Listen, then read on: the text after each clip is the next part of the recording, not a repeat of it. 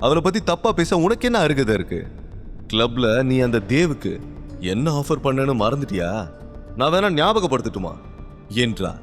சிவாவின் வார்த்தைகளை கேட்ட நந்தினிக்கு உடம்பெல்லாம் தீப்பற்றி எரிவது போல இருந்தது. எவ்வளவு தைரியம் இருந்தா அவளுக்கு சப்போர்ட் பண்ணி என்ன எதிர்த்து பேசுவ? உங்க 2 பேரும் என்ன பண்றேன்னு பாரு. உங்க 2 பேருக்கும் என்ன பழி வாங்கணும்னு ஏதாவது நினைப்பு இருந்தா அதை இப்பவே மறந்துருங்க. இந்த நந்தினிய பகைச்சுக்கிட்டு ஜெயிச்சவங்க யாருமே இல்ல, அது உனக்கே நல்லா தெரியும். இதுக்கெல்லாம் நான் உன்னை நிச்சயமா பழி வாங்குவேன். ஏதோ இன்டர்வியூல செலக்ட் ஆயிட்டா போதுமா? இந்த வேலை இல்லைனாலும் நான் ஒரு கம்பெனிக்கு முதலாளி தான். அதை யாராலையும் மாத்த முடியாது. இத்தனை பேருக்கு முன்னாலே என்ன அவமானப்படுத்திட்டல, குறிச்சு வச்சுக்கோ. 28ஆம் தேதி என் பர்த்டே. அதுக்கப்புறம் பாரு, உன்னோட கவுண்ட் டவுன் ஸ்டார்ட் ஆக போகுது. விரல்களை சொடுக்கு போட்டபடி சொன்னார். நந்தினியின் வார்த்தைகளை கேட்ட சிவா ஸ்மைல் செய்ய அவள் மேலும் கோவத்தில் கொந்தளித்தார். சிரி சிரி, இப்பவே நல்லா சிரிச்சுக்கோ.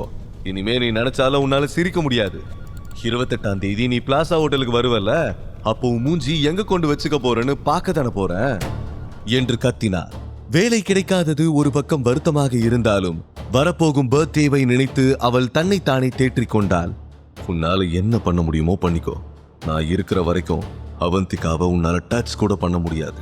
வா அவந்திகா, போலாம். அவர்கள் முகத்தை திருப்பிக் கொண்டு அங்கிருந்து வெளியேறினார்கள். அவர்களையே பார்த்து கொண்டிருந்த நந்தினி மனதுக்குள், இந்த பிளான் ஒர்க் அவுட் ஆகலனா என்ன? அந்த தினேஷ் என் வலையில சிக்க வைக்க போறது உறுதி.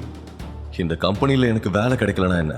இந்த கம்பெனியோட எம்டியே என் கைக்குள்ளதான் இருக்க போறாரு. அதுக்கப்புறம் அந்த அவந்திகாவுக்கு நான் யாருன்னு காமிக்கிறேன் என்று நினைத்து கொண்டார்.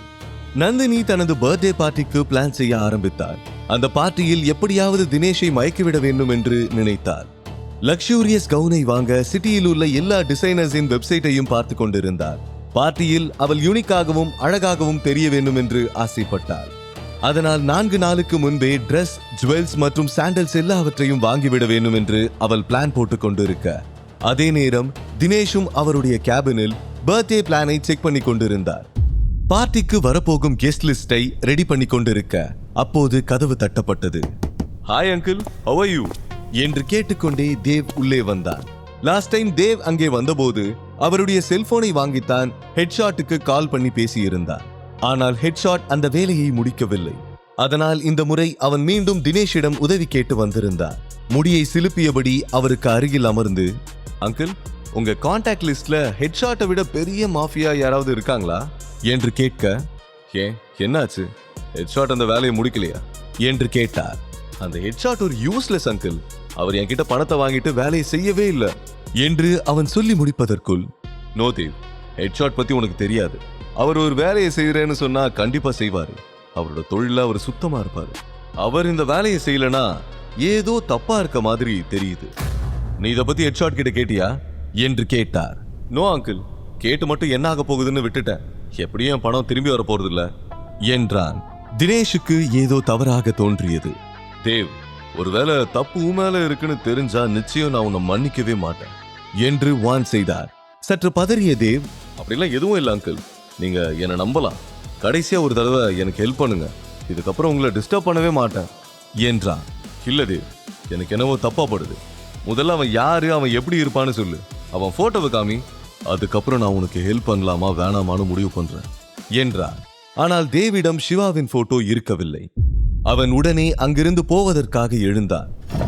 வாட் ஹேப்பன் தேவ் என்று அவர் கேட்க, நத்திங் அங்கிள், எனக்கு கொஞ்சம் அவசரமா ஒரு வேலை இருக்கு என்று சொல்லிவிட்டு வெளியேறினான். தேவ் சிவாவை ஒரு நார்மல் பர்சன் என்று நினைத்து கொண்டிருந்தார். அதனால் தான் அவன் தினேஷை அந்த விஷயத்தில் ஈடுபடுத்த விரும்பவில்லை. தானாகவே இதை ஹேண்டில் செய்ய வேண்டும் என்று நினைத்தார். தினேஷ் பர்த்டே பார்ட்டிக்கு பிளான் செய்து கொண்டிருந்ததால் அவரால் தேவை கண்டு கொள்ள முடியவில்லை. சரி, ஹேண்டில் பண்ணிக்கோ, பட் ஏதாவது பிரச்சனையில மாட்டிக்காத என்று அவனை எச்சரித்தார். ஓகே அங்கிள், ஐ அண்டர்ஸ்டாண்ட் என்று சொல்லிவிட்டு வெளியே வந்தவன், இனிமே அங்கிளை நம்பி பிரயோஜனம் இல்லை. அவர்கிட்ட எந்த ஹெல்ப்பும் கேட்க முடியாது. இதுக்கு வேற ஏதாவது வழி இருக்கான்னு கண்டுபிடிச்சே ஆகணும் என்று யோசிக்க தொடங்கினான். தேவ் இப்போது யாரிடம் உதவி கேட்பான்? அவன் சிவாவை எப்படி பழிவாங்க போகிறான்? பர்த்டே பார்ட்டியில் காத்திருக்கும் ட்விஸ்ட் அண்ட் டர்ன்ஸ் என்ன? சிவாவை பழிவாங்க இனி தினேஷை நம்பி பிரயோஜனம் இல்லை என்று நினைத்ததே தன்னுடைய ஃப்ரெண்ட்ஸ் சிலருக்கு கால் செய்து ஹெல்ப் கேட்டார். ஹலோ ப்ரோ, இமீடியட்டா ஒருத்தனை இந்த உலகத்துல இருந்ததுக்கான ட்ரேஸே இல்லாம பண்ணணும். உங்ககிட்ட கான்ட்ராக்ட் கில்லரோட நம்பர் ஏதாவது இருக்கா? என்று கேட்க சற்று யோசித்து ஆப்போசிட் சைடில் இருந்த நபர், எஸ், ஒருத்தர் இருக்காரு, நீ சொன்ன வேலைக்கு அவர் தான் கரெக்டா இருப்பாரு என்று சொல்ல, சூப்பர், அவரை தான் நான் தேடிக்கிட்டு இருந்தேன், யாரு என்று கேட்க, அவர் பேரு ஹெட்ஷாட், ஒரே ஷாட் தான், ஆல் காலி என்று சொல்ல, அதை கேட்டு தேவ் டென்ஷன் ஆகிவிட்டார். அந்த ஆளா? என்னடா எவனை கேட்டாலும் ஹெட்ஷாட்ங்கிறீங்க, அவருக்கு ஒன்னும் அவ்வளவு பெரிய சீன்லாம் இல்ல, அவர் ஒரு வேஸ்ட், தேவையில்லாம எல்லாரும் அவனுக்கு பில்டப் பண்ணாதீங்க என்று சொல்லிவிட்டு சட்டென போனை கட் பண்ணி விட்டார். கோபத்தில் ஸ்டேரிங் வீலை 2-3 முறை வேகமாக தட்டினார். சிவா மீது இருக்கும் கோபத்தை எல்லாம் ஸ்டேரிங் வீல் மீது காட்டிக் கொண்டிருந்தார். இதுவரை 5 பேரிடம் அவன் ஹெல்ப் கேட்டு விட்டான். ஆனால் எல்லோருமே ரிப்பீட்டடாக ஹெட்ஷாட்டை தான் கை காட்டினார்கள். ஹெட்ஷாட்டை விட பெரிய மாஃபியாவை அவர்களுக்கு தெரியவில்லை. டேய் சிவா, உன்னால இந்த தடவை நிச்சயமா என்கிட்ட இருந்து தப்பிக்கவே முடியாதுடா. இந்த தடவை நீ எந்த மூல முடுக்குல ஒளிஞ்சிருந்தாலும் உன்னை தேடி கண்டுபிடிச்சு கொண்டு வந்து தீத்து கட்டாம விட மாட்டேன். உன்னை நரகத்துக்கு அனுப்புனதுக்கு அப்புறம் தாண்டா எனக்கு நிம்மதி என்று பற்களை கடித்தபடி சொல்லிக் கொண்டிருந்தார். மீண்டும் கான்டாக்ட் லிஸ்டில் வேறு ஒரு ஃப்ரெண்டின் நம்பரை தேட ஆரம்பித்தார். சிறிது நேரம் ஸ்கிரால் பண்ணி கொண்டிருக்க திடீரென அவன் மனதில் ஒரு முகம் பிளாஷ் ஆனது. உடனே அவன் கண்கள் பிரைட் ஆகிவிட்டது. மை குட்னஸ், நான் எப்படி இவனை மறந்தேன் என்று யோசித்தவன் ஜோசப்பின் நம்பருக்கு டயல் செய்தான். ஜோசப் தேவின் காலேஜ் மேட். அவனுக்கு காலேஜ் டேஸிலேயே பல மாஃபியாக்களோடு பழக்கம் இருந்தது. காலேஜில் ஸ்டூடெண்ட்ஸ் எல்லோரும் அவனை பார்த்து நடுங்குவார்கள். யாரும் அவனிடம் பிரச்சனை பண்ண மாட்டார்கள். சில நாட்களுக்கு முன்புதான் தேவ் சோஷியல் மீடியாவில் ஜோசப்பின் போஸ்டை பார்த்திருந்தார். அவன் செல்போனை எடுத்து ஜோசப்புக்கு டயல் செய்து, ஹாய் ஜோசப், எப்படி இருக்க? உன்கிட்ட பேசி எவ்வளவு நாளாச்சு? கொஞ்ச நாளைக்கு முன்னாடி கூட சோஷியல் மீடியால உன் போஸ்ட பார்த்தேன் என்று சொல்ல, என்ன தேவ், திடீர்னு ஏன் ஞாபகம்? என்ன விஷயம்னு ஸ்ட்ரெயிட்டா சொல்லு என்று கேட்டான் ஜோசப். சுத்தி வரைக்காம நான் நேரடியா விஷயத்துக்கே வரேன். எனக்கு உன்னோட ஹெல்ப் வேணும். ஒருத்தன் என்ன ரொம்ப இன்சல்ட் பண்ணிட்டான். அவனை இந்த உலகத்தை விட்டு ட்ரேஸ் இல்லாம அனுப்பணும். நான் நிறைய பேர்கிட்ட கேட்டு பார்த்துட்டேன், பட் நோ யூஸ். உன்கிட்ட ஏதாவது கான்ட்ராக்ட் கில்லரோட நம்பர் இருந்தா அதை இமீடியட்டா எனக்கு அனுப்பி வை என்றார். சரி, 2 minutes வெயிட் பண்ணு, நான் நம்பர் சென்ட் பண்றேன் என்று ஜோசப் சொல்லி முடிப்பதற்குள், இந்த வேலை மட்டும் கரெக்டா முடிஞ்சதுன்னா நீ எதிர்பார்க்காத அளவுக்கு உனக்கு ஒரு ஸ்பெஷல் ட்ரீட் இருக்கு என்று கூறி போனை வைத்தான் தேவ். அரை மணி நேரம் கழித்து அவன் செல்போனில் மெசேஜ் டோன் கேட்டது. கொஞ்சம் கூட தாமதிக்காமல் தேவ் அதை ஓபன் செய்து பார்த்தார்.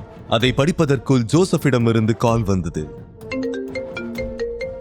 ஹலோ தேவ், நான் உனக்கு மாப்ஸ்டர் அவினாஷோட நம்பர் அனுப்பியிருக்கேன். அவனை பத்தி சுருக்கமா சொல்லணும்னா, இஸ் a human beast. மனுஷங்களை அணு அணுவா சித்திரவதை பண்ணி கொல்றதுதான் அவனோட ஸ்டைல். என்கிட்ட இருக்கிற கான்டாக்ட்ஸ்ல அவன் தான் உனக்கு ஏத்தாள். நீ எப்படி கேட்கிறியோ அப்படி செய்வான் என்று ஜோசப் மாப்ஸ்டர் அவினாஷை பற்றி சொல்ல, அதை கேட்டு தேவுக்கு புதிதாக ஒரு நம்பிக்கை பிறந்தது. சிவாவை பழிவாங்க அவனுக்கு சரியான ஆள் கிடைத்து விட்டதாக நினைத்தான். டேய் சிவா, இனி உன்னை யாராலையும் காப்பாற்ற முடியாதுடா என்று நினைத்துக் கொண்டே மாப்ஸ்டர் அவினாஷுக்கு டயல் செய்தான். நீங்கள் டயல் செய்த எண் தற்போது ஸ்விட்ச் ஆஃப் செய்யப்பட்டுள்ளது. ப்ரீ ரெக்கார்டட் வாய்ஸை கேட்டு தேவ் டென்ஷன் ஆகிவிட்டான். ஷிட் ஷிட் ஷிட் என்று ஸ்டேரிங்கை 3 முறை ஆக்ரோஷமாக தட்டினான்.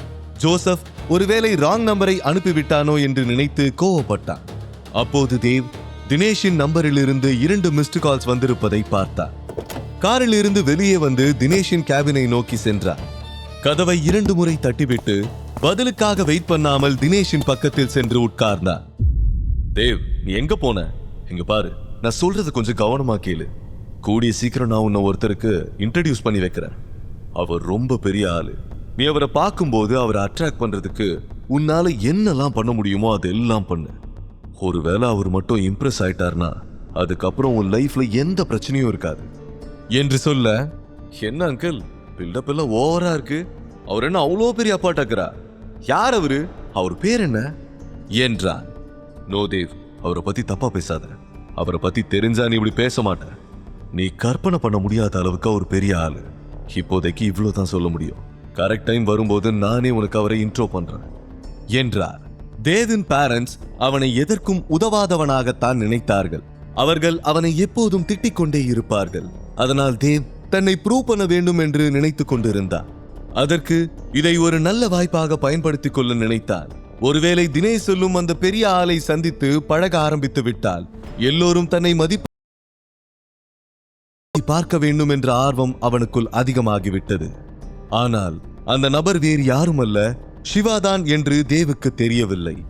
அவன் சற்று நிம்மதியாக உணர்ந்தான். அப்போது அவனுக்கு நந்தினியின் ஞாபகம் வந்தது. இந்த சிவாவோட டென்ஷனால நான் நாண்டிய சரியா கன்சிடர் பண்ணவே இல்லையே என்று யோசித்தார்.